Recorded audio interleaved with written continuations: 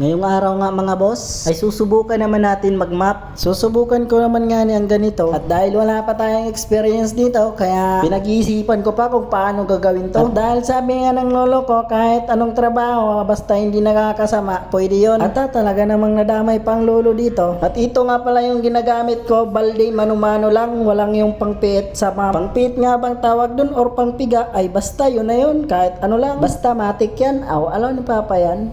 At ito na nga mga boss, sinasawsaw-sawsaw ko na nga yung map dyan. Ilang beses na sawsaw ba yun? At dahil sobrang dumi nga dito, ay kailangan basang-basa talaga yung map. Para nga matanggal yung makapal na dumi, let's go! At dito nga mga boss ay sisimulan na natin mag-map. Grabe malawak nga yung imamap ko dyan, kaya lang nakakapagod minsan. Pero okay lang, pagod lang yan. Sa mga hindi nga pala nakakilala sa akin, ako nga pala si Boss Fernandez, ang baguhang poging vlogger. Ay sana all pogi.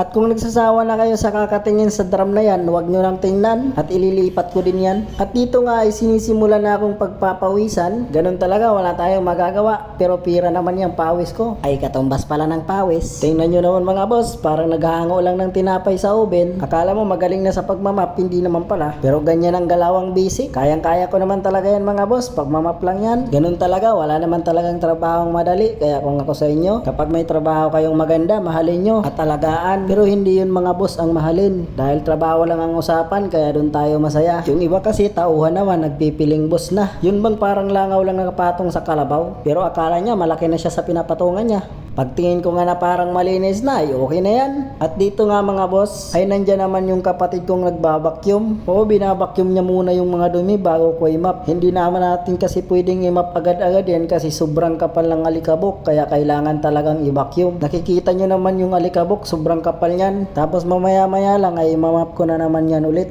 At maraming salamat nga pala sa mga mahal nating followers dyan. Shoutout nga pala sa inyo. Maraming salamat sa suporta nyo. At sa mga hindi pa nakapag-follow sa akin, baka naman kapag napadaan to sa inyo, mag-follow naman kayo at mag-like. Tsaka mag-comment na rin kung taga saan kayo. Maraming salamat. At ito nga pala yung isa kong kapatid nagwawalis din. Kaya para makatulong, ganito talaga kami dito. Magkatulong-tulungan talaga kami para mas mabilis matapos ang trabaho. Ganun naman talaga ang kailangan. At nang magkasama ay kailangan magtulungan. Walang tatamad-tamad dito mga boss. Lahat masisipag.